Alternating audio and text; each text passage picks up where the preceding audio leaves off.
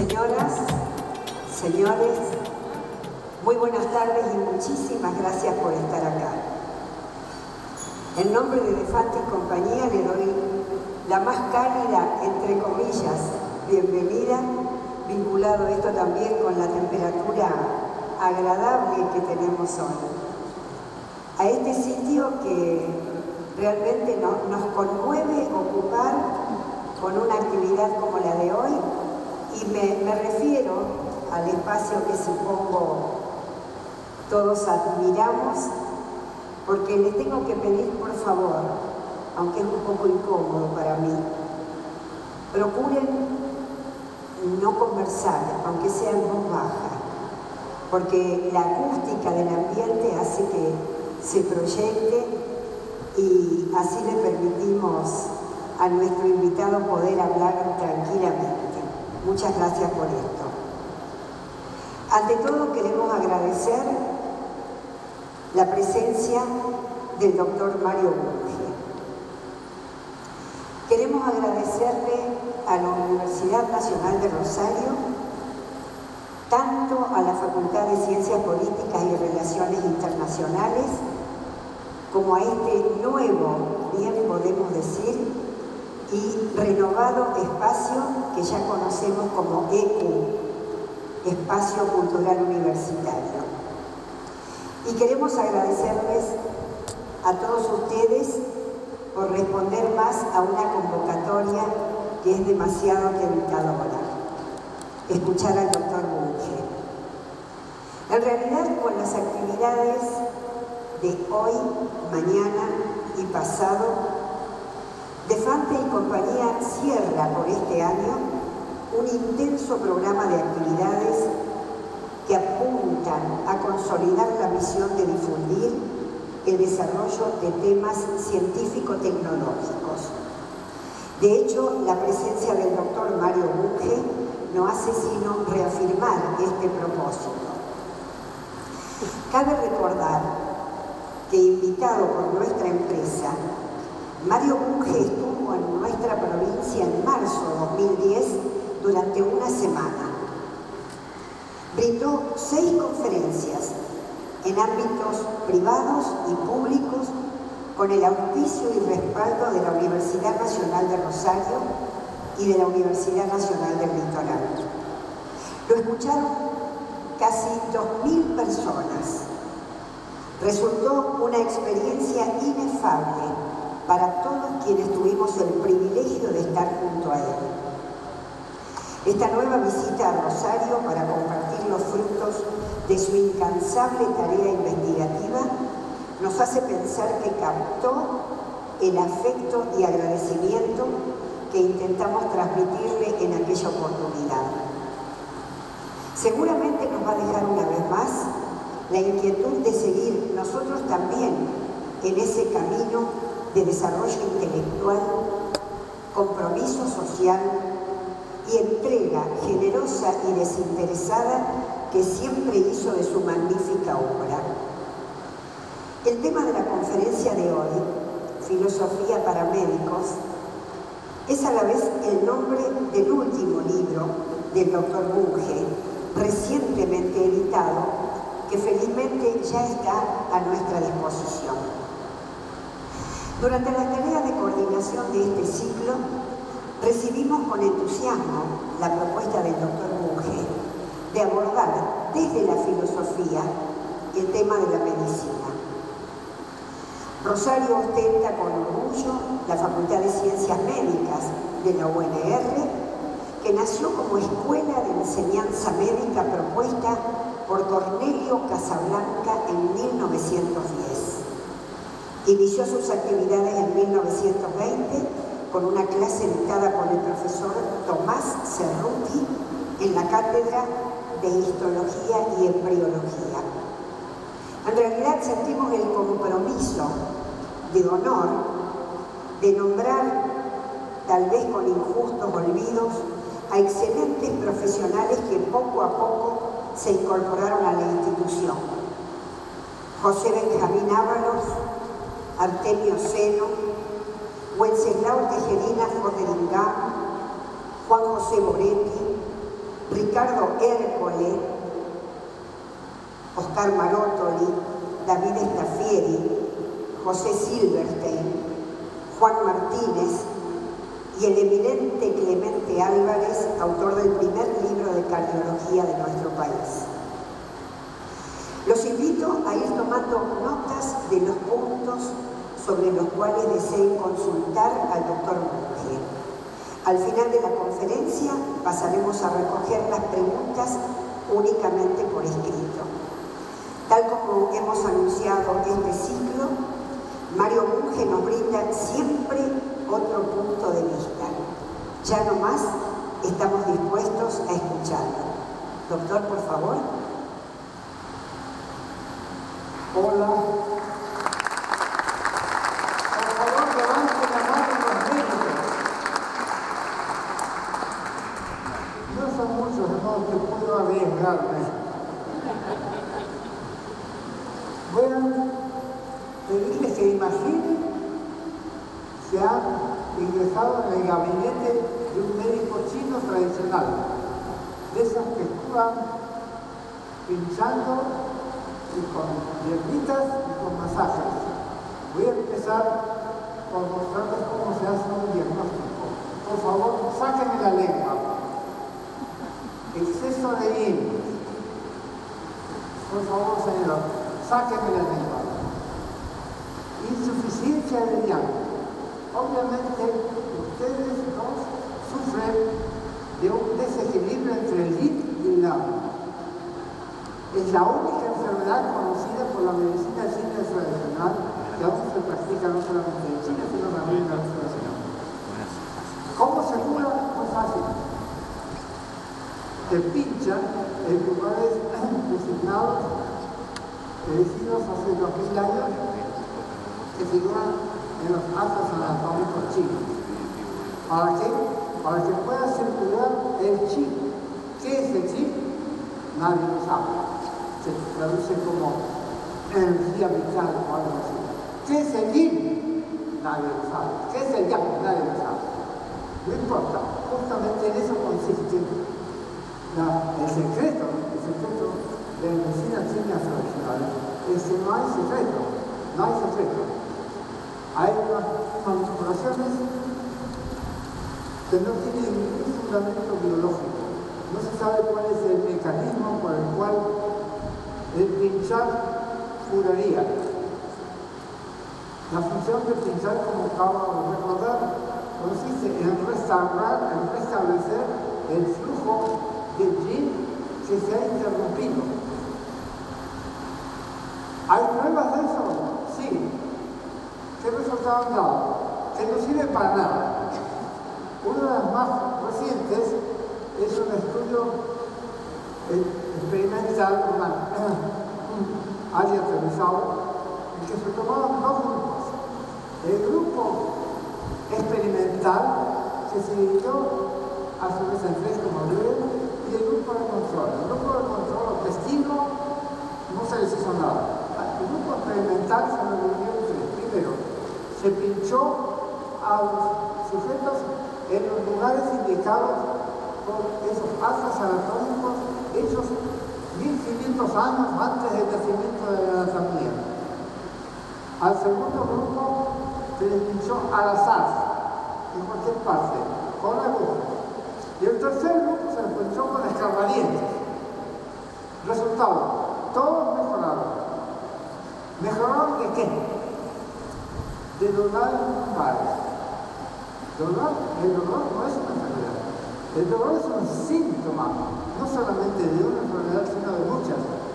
Y el dolor lumbar puede ser causado por varias dolencias. De modo que el estudio, conocido nada menos que por un estadístico interior, bastante conocido, Richards, no tiene, no mentira, estoy confundiendo los estudios. Entonces, el resultado fue que todos se beneficiaron. Pero eso ya se sabe, cualquiera sea el tratamiento. El enfermo mejora, simplemente porque se le lleva la punta. Se siente mejor y a veces de hecho mejora, pero transitoriamente, por unos pocos días. Eso es llamado efecto placebo.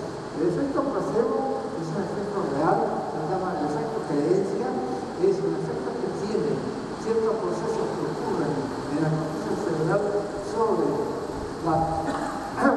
el sistema límbico, que a su vez actúa sobre el sistema inmune.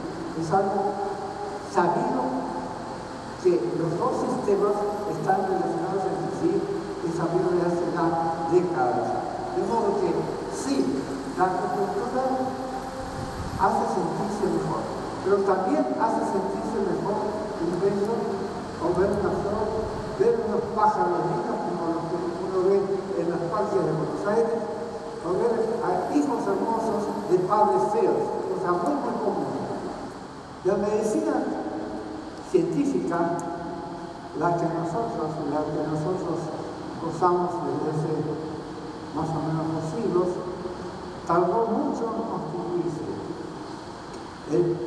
Se constituyó sobre la base de la anatomía y de la fisiología.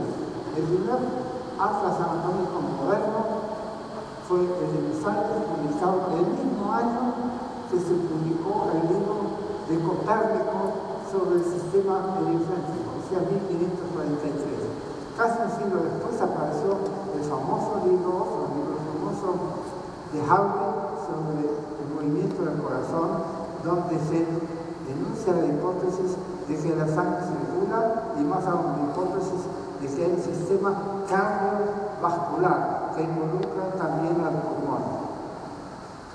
Esos dos, la anatomía humana y la fisiología humana, fueron los dos pilares en los que se asentó la medicina moderna.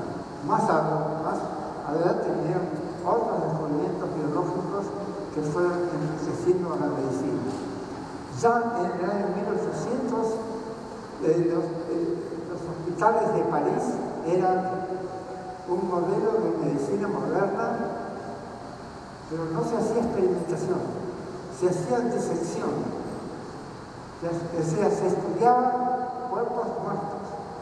Los primeros estudios en cuerpos vivos, estudios fisiológicos, se hicieron no sobre seres humanos, sino sobre conejos y otros animales, fueron los de Claude Bernard. Claude Bernard fue el padre de la medicina experimental. A partir de entonces, la medicina creció en forma exponencial. Y junto con la medicina, creció la farmacología, que se formó en Alemania en el siglo XIX y siguió progresando hasta 1933, fecha asiaga que algunos de ustedes recordarán. En todo caso, el primer producto de la nueva industria farmacológica, el primer producto sintético, fue la aspirina, de 1899. A partir de entonces aumentó enormemente el número de productos. En el botiquín de mi casa, botiquín de médico, mi padre era médico, mi madre era enfermera, había unos 10 o 15 drogas, casi ninguna de las cuales servía para nada. Por ejemplo, para males de estómago, del sistema gástrico, solía darse el calomel. Ahora, el calomel, ¿qué es? Es un veneno, es nada menos que cloruro de mercurio. Para dolores de distintos tipos se llaman opiáceos, tales como la belladona, que es muy peligrosa, actúa directamente, es un psicotrópico, actúa sobre el sistema nervioso. Había unos pocos medicamentos eficaces. Sir William Osler, el gran médico canadiense que reformó la enseñanza de la medicina en Canadá y en Estados Unidos, se quejaba a principios del siglo pasado de que había nada más que 2 medicamentos eficaces: la quinina para el paludismo y la aspirina para todo lo demás. Los medicamentos y los tratamientos que se daban solían ser, en el mejor de los casos, ineficaces, y en el peor de los casos hacían daño. La cosa cambió radicalmente, como ustedes saben, con la invención de la insulina extraída de animales y después la penicilina. Hoy día la penicilina la fabrican bacterias especialmente entrenadas para eso. La insulina. La Argentina, o mejor dicho, algunos argentinos contribuyeron decididamente a este progreso, avance de la medicina con la escuela del doctor Bernardo Usain. La escuela de Usain fue famosa mucho antes de que a Usain le dieran el premio Nobel. Ya en 1942 vino a trabajar con el doctor Usain una médica canadiense recién recibida a la edad de 20 años. La doctora Pascualini, que aún sigue viva y trabajando en la Academia Nacional de Medicina de Buenos Aires. Usain formó una cantidad de discípulos en fisiología, en bioquímica, etc. Ustedes recordarán otros premios Nobel argentinos que fueron influidos por Usain. Uno de ellos fue el doctor Luis Federico Lebrun, y otro fue César Milstein, que se formó por su cuenta y a pesar de la universidad, porque todavía tuvo que irse del país por no tener los documentos necesarios. Había sido dirigente estudiantil, de modo que tuvo que ir a Inglaterra, donde terminó de formarse en la medicina y bioquímica. En todo caso, la medicina científica fue el producto de la convergencia de la biología básica con la química básica, la farmacología, la física, etc. Los instrumentos que usan los médicos actualmente fueron diseñados por médicos, por ingenieros, por físicos. El MRI, la formación de imágenes del cerebro vivo por resonancia magnética, habría sido imposible sin la física nuclear. Los rayos X, no digamos, como para hacer los rayos X por primera vez fue posible identificar lesiones, por ejemplo, lesiones tuberculosas en el pulmón. En suma, la medicina hoy, desde ya un siglo, es una interdisciplina en la que se hace ciencia básica, o sea, desinteresada, ciencia aplicada, o sea, investigación científica que posiblemente dé algunos resultados prácticos. Y finalmente es técnica. Técnica es lo que caracteriza a la técnica, es la invención de artefactos. Por ejemplo, una nueva terapia es una técnica, es una invención. Las terapias no se encuentran mirando el microscopio. Todos los aparatos extraños, casi siempre caros, que hay en los grandes hospitales, han sido diseñados por instrumentistas a sugerencia de médicos y biólogos. En todo caso, la medicina es una disciplina riquísima. Siendo rica, no podía dejar de tener elementos filosóficos. Por ejemplo, usted acude a un consultorio cualquiera, el médico que lo examina da por descontado que existe realmente, que no es producto de la imaginación del médico. Usted da por descontado también que el paciente tiene algo, puede ser una enfermedad imaginaria, puede ser un hipocondríaco, pero para saberlo usted tiene que examinarlo. Y desde luego no le basta mirarle la lengua. ¿Por qué? Porque los procesos módulos son casi todos invisibles. No invisibles, algunos, como el cáncer, son de nivel, ocurren a nivel molecular, otros a nivel celular. Hay que, digamos, detrás de los signos, de los síntomas visibles, hay que buscar signos objetivos. Quien quiera que haga una diferencia entre síntoma y signo o biomarcador, se desprende de la filosofía de Kant, para quien en el mundo no había más que apariencias, fenómenos. Kant no hubiera aprobado la medicina moderna, la hubiera desechado por tratar de encontrar las cosas en sí mismas, las cosas tales como son, y no solo como aparentan ser. Ustedes saben que hay enfermedades que no tienen síntomas, por ejemplo, la hipertensión, se la llama la asesina silenciosa porque no tiene síntomas. Hay otras enfermedades asintomáticas. Una de ellas es la diabetes celular, la acariosis, que afectan a 1 de cada 4 habitantes del planeta. Pero además, un síntoma es un indicador muy amplio, porque hay muchas enfermedades que comparten los mismos síntomas. Por ejemplo, a muchos puede dolerle la cabeza y tiene muchas causas posibles. Los dolores lumbares también. Hay que ir más allá de lo aparente. Hay que ir al nivel de órgano, por ejemplo, examinar el corazón, el vaso, o hay que ir al nivel celular o al nivel molecular.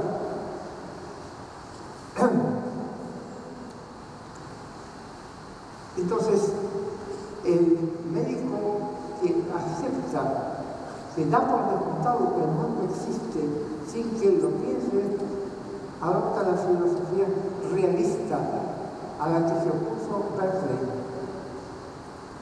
en 1710 y de la que salió gran parte de la filosofía de Kant. El médico que sabe que tiene que mandar a hacer análisis de sangre para buscar tales o cuales proteínas que no son visibles a simple vista, está sin quererlo resultando a Kant. Pero decir que se refuta a Kant es casi decir lo mismo que se refuta al positivismo, porque el positivismo salió de la filosofía de Kant. En efecto, los positivistas siempre sugirieron que solamente puede conocerse las apariencias, de modo tal que hay que evitar hacer suposiciones sobre el mundo imperceptible. Por eso durante 100 años supusieron a la hipótesis atómica. En cambio, los químicos no tuvieron el menor empacho en adoptar la hipótesis atómica de Dalton y durante un siglo hicieron química atómica con la oposición de los físicos. Los físicos se convencieron recién en 1905 de la existencia real de los átomos. Lo mismo pasa con los médicos chinos. Los médicos chinos actuales tienen que oponerse en forma tácita o explícita a la medicina moderna, porque la medicina moderna va mucho más allá de las diabetes. Dicho sea de paso, la farmacopea china tiene unas 13.000 hierbitas y todas son sintomáticas. Sin embargo, hay a lo sumo 200 síntomas, a lo sumo, tal vez no haya más que 100. Es muy difícil contarlos. Como es difícil contar el número de enfermedades, hay tratados que dicen que hay 20 enfermedades. ¿Por qué? Porque las clasifican según los órganos. Hay otros que dicen que hay 200.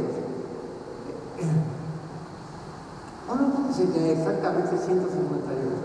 Todo depende de si se toman especies, géneros o familias, y la sistemática médica todavía no está bien construida. Esto se ve especialmente en la psiquiatría. La psiquiatría moderna está todavía en un estado primitivo. ¿Por qué? Porque solamente se ocupa de síntomas. Todavía no ha hecho la conexión necesaria con la neurociencia. O sea, obviamente, como ya enseñaba Hipócrates, las enfermedades mentales son enfermedades del cerebro. Eso fue la premisa de que reformó la psiquiatría francesa a comienzos del siglo XIX. Por lo tanto, hay que tratar las enfermedades mentales de la misma manera que se trata a los enfermos de otro tipo. Hay que usar únicamente medios naturales y además de forma humanista. Hay que tratarlos bien y no apalearlos como se quiere hacer con los llamados locos, o sea, los esquizofrénicos. En todo caso, siguiendo, el problema más difícil conceptualmente es el problema del diagnóstico. ¿Por qué? Es lo que suele llamarse un problema inverso. Va de los efectos a las causas. Nosotros no vemos, no percibimos las causas de esos síntomas o de esos signos. Hay que buscar, hay que imaginar que el enfermo escupe sangre o bien porque tiene una lesión una lesión interna en el pulmón, por ejemplo, cuando algún órgano. Hay que hacer un análisis de sangre para ver si tiene tuberculosis o si tiene alguna otra cosa. Los síntomas son todos ambiguos, a diferencia de los signos, los biomarcadores. Hay algunos biomarcadores que son un poco ambiguos, pero la tendencia es siempre buscar biomarcadores que digan unívocamente lo que tiene esta persona es un cáncer de próstata o lo que tiene es una deficiencia renal, etcétera, etcétera. El problema del diagnóstico es y siempre va a ser difícil. Ese es uno de los motivos por los cuales hay tantos diagnósticos errados. No es que los médicos sean incompetentes, es que el problema es difícil. Problemas inversos son difíciles en medicina como lo son en matemáticas, como lo son en física o en ingeniería. El empleador del ingeniero le dice, diseñeme un aparato que haga tal cosa. Bueno, hay muchas maneras de diseñarlo. Hay que diseñárselo, hay que diseñar algo que cuando eso requiere un cierto impulso, acciona un cierto mecanismo que da un cierto efecto, un cierto auto. Bueno, lo mismo pasa con las terapias. Queremos obrar directamente sobre los mecanismos de la enfermedad, no obrar a tientas, a ciegas. Y para eso ha servido enormemente no solamente la biología, sino también la farmacología.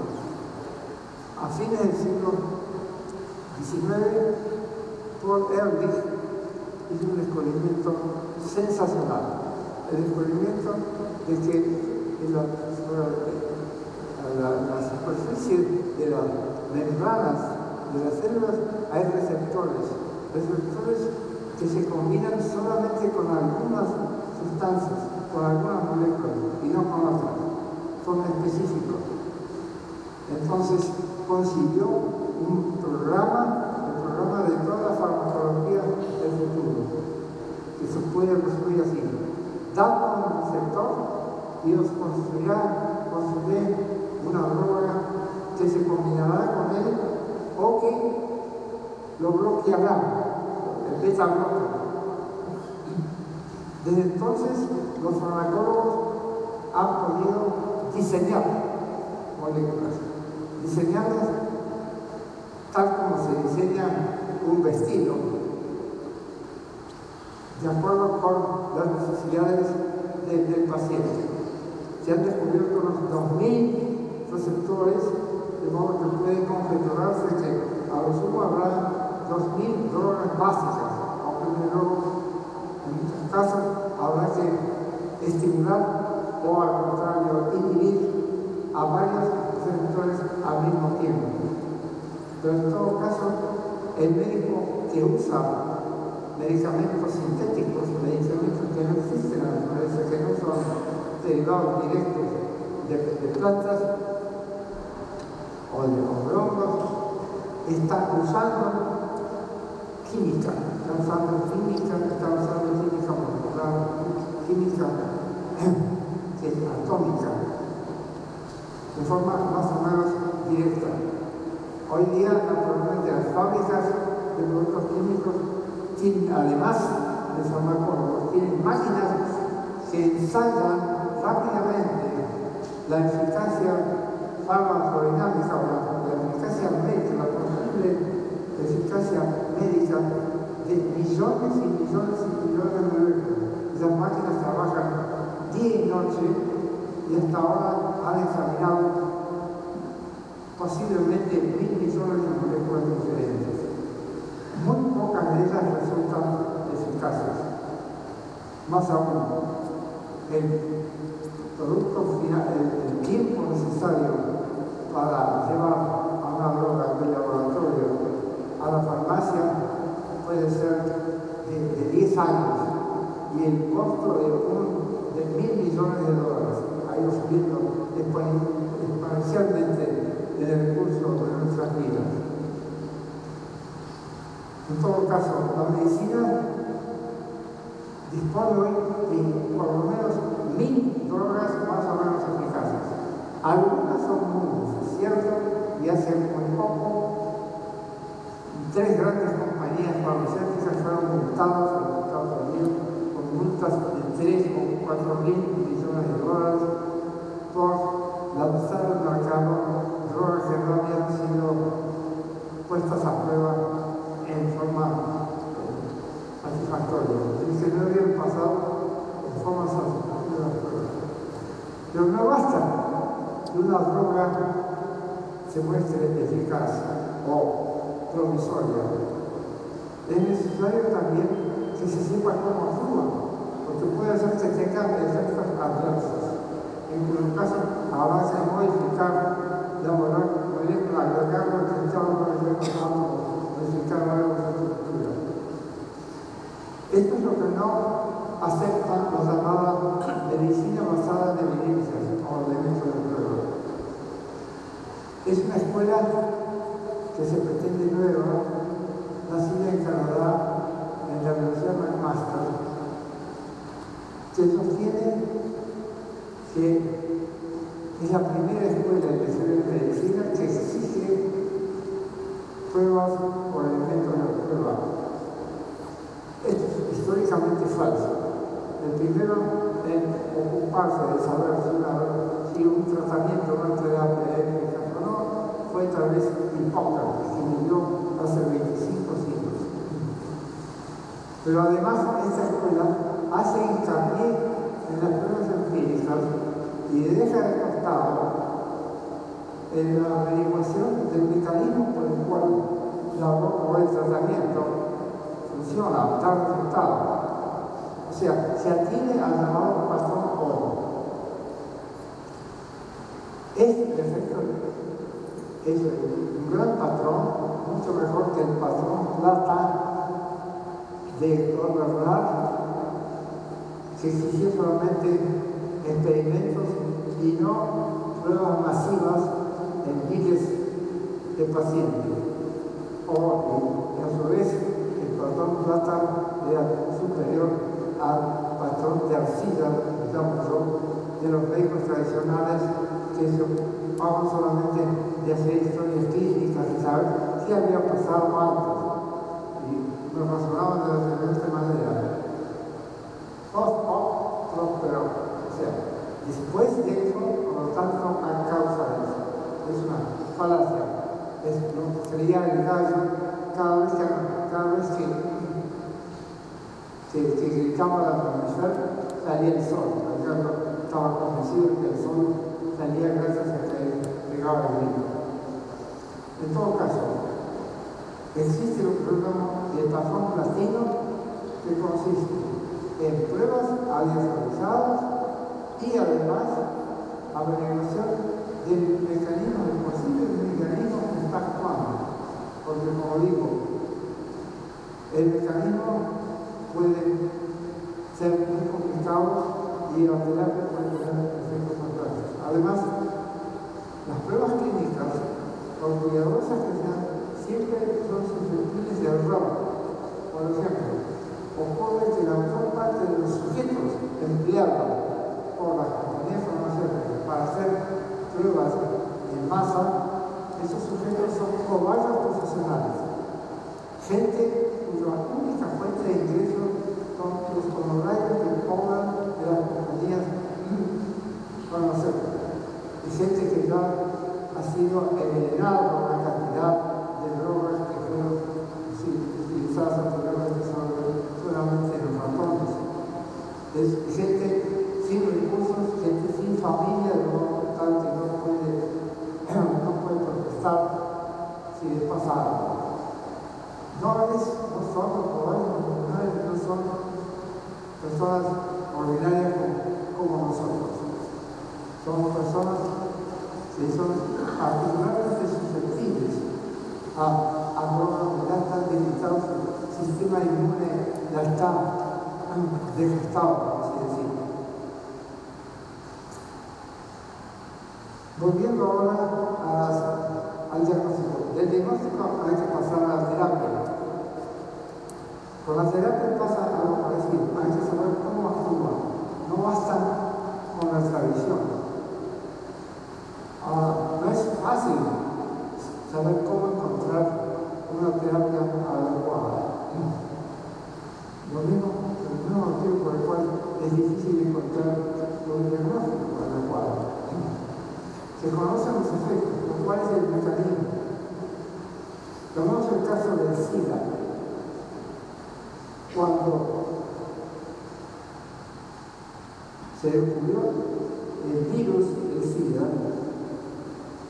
que eso se me pasó, lo descubrió un premio Nobel francés, cuyo nombre se me escapa en este momento, pero que ahora se ha dedicado a hacer homeopatía. En todo caso, se sabe que el virus es una causa necesaria, el virus HIV, pero no es suficiente. ¿Cómo se sabe? Porque hay mucha gente infectada que portan portadoras del virus y ya se ven bien, ya han sobrevivido. Pero, ¿gracias a qué? Gracias al sistema inmune. La sospecha de la resistencia la consiguió por primera vez todos los lados. Ustedes saben que hoy día la inmunología es una rama importantísima de la tecnología de la medicina experimental.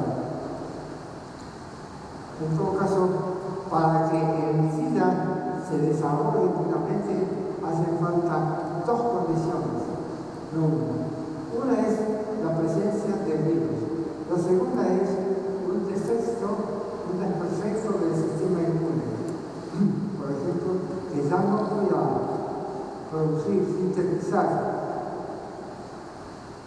con la velocidad suficiente anticuerpos, con la velocidad suficiente para atacar al virus. El virus del SIDA se reproduce a la velocidad de 10 elevado a 10 millones por día. Conseguir entonces que el sistema inmune se vaya desgastando. Llega un momento que no puede dar abasto en la producción de anticuerpos. Pero aquí viene una profesión de fe del científico. El científico no tiene fe, tiene ciencias, no puede comprobarse, pero sí tiene una fe.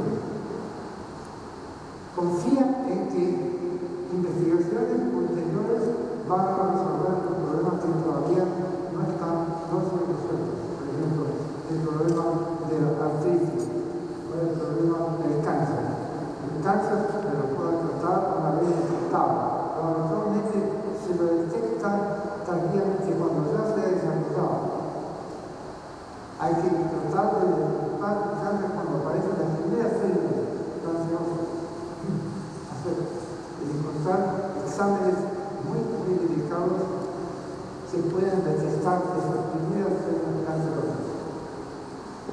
Esa fe del científico, de todos los científicos, de que nuestros discípulos o los discípulos de los discípulos resolverán los problemas de la nación que no hemos logrado resolver, es imprescindible para continuar el desarrollo de la ciencia. Aunque desde luego no basta.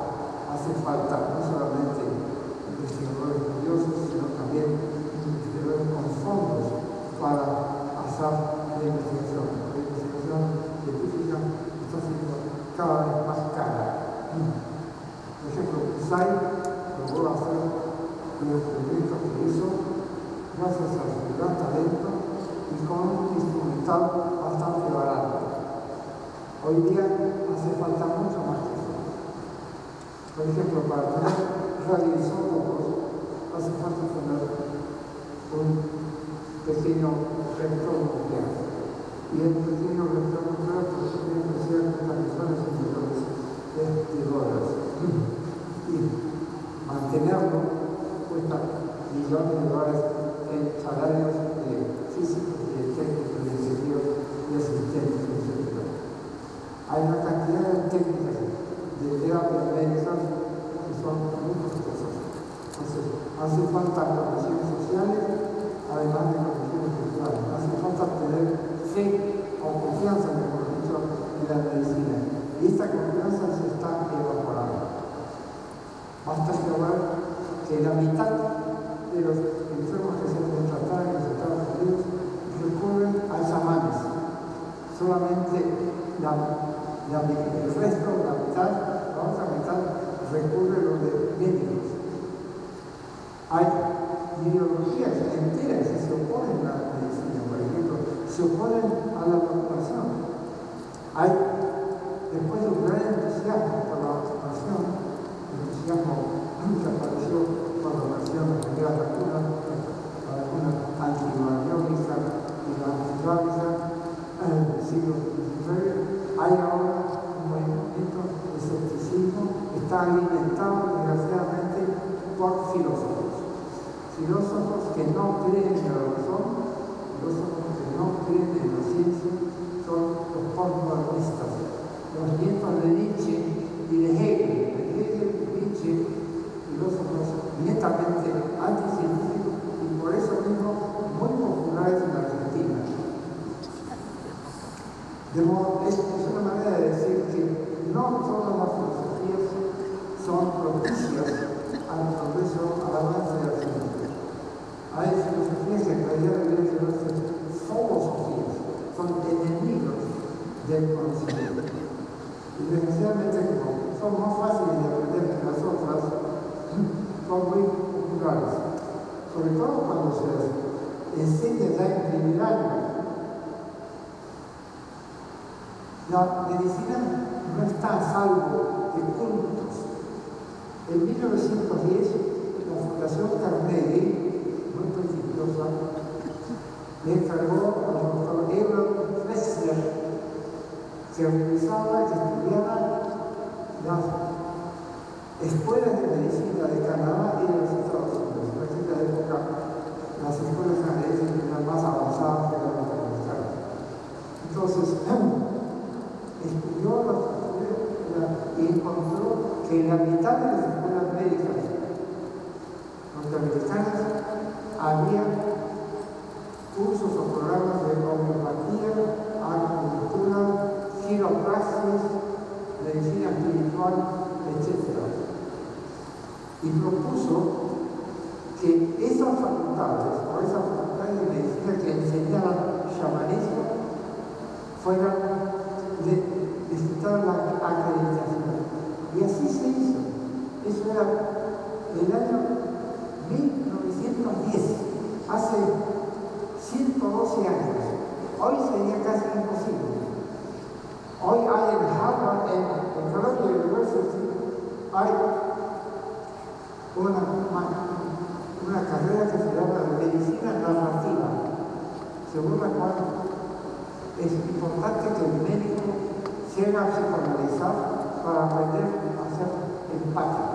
Sostiene también que es importante que el médico escriba historias clínicas primorosas, que la literatura es esencial para la formación del médico, mucho más importante que el estudio de la biología y de la medicina experimental. En Duke University hay muchos médicos que proclaman la necesidad de hacer medicina espiritual. Y Duke University es una universidad no solamente prestigiosa, sino también muy rica en forma. Entonces, los médicos no están a salvo, la profesión médica no está a salvo del shamanismo. Y a propósito del shamanismo, se funda sobre una hipótesis filosófica. Se dice del campesino mexicano que cuando se le enferma la vaca llama al veterinario, pero cuando se le enferma la mujer llama al chamán. No porque el chamán cobre menos por el veterinario, no, porque los seres humanos están dotados de un alma inmaterial que solamente el hechicero, el chamán, puede manipular, porque si se está enfermo es por efecto de algún hechizo. Los antiguos mexicanos, es una creencia muy antigua de toda la medicina primitiva, que las enfermedades las mandan los dioses o hechiceros. Por eso que los egipcios, que reconocieron varias decenas de enfermedades correctamente, las diagnosticaron bien, no sabían cómo sacarlas, pero los egipcios tenían un dios por cada enfermedad. Y había que saber muy bien, había que distinguir las enfermedades, porque no era cuestión de coimearle al dios y no podía hacer nada con esa enfermedad, porque su especialidad era diferente. Había especialidades médicas en los dioses, no entre los médicos atendían a enfermos de todo tipo, pero los dioses sí estaban especializados. En todo caso, la creencia de que lo mental es inmaterial es una creencia muy antigua y es de tipo típicamente filosófico. Es el problema central de la filosofía de la mente. Hoy día la mayor parte de los filósofos de la mente no creen eso, creen que las pasiones mentales son procesos cerebrales, pero también tienen ideas muy extrañas acerca de la manera en que funciona la mente. La mayor parte de ellos creen que la mente o el cerebro es una computadora, porque es totalmente falso, porque las computadoras o los rígidos se atienden a programas predeterminados, mientras que el cerebro humano es plástico, se va adaptando, va cambiando con la experiencia. La plasticidad es un proceso que se puede ver al microscopio poniendo, por ejemplo, un plato de Petri, se pone una lámina de tejido del cerebro y le ponen unas gotas de neurotransmisor y se ve cómo las neuronas mandan contacto de aquí para allá, desde el órgano. En todo caso, la medicina, lo mismo que la física, la química y las ciencias sociales están llenas de filosofía. Y se sabe puesto que no todas las filosofías son sanas, hay filosofías enfermas. Es preciso que los médicos diagnostiquen las filosofías que adopten antes de adherirse a una filosofía determinada. Con esto termino y les pido a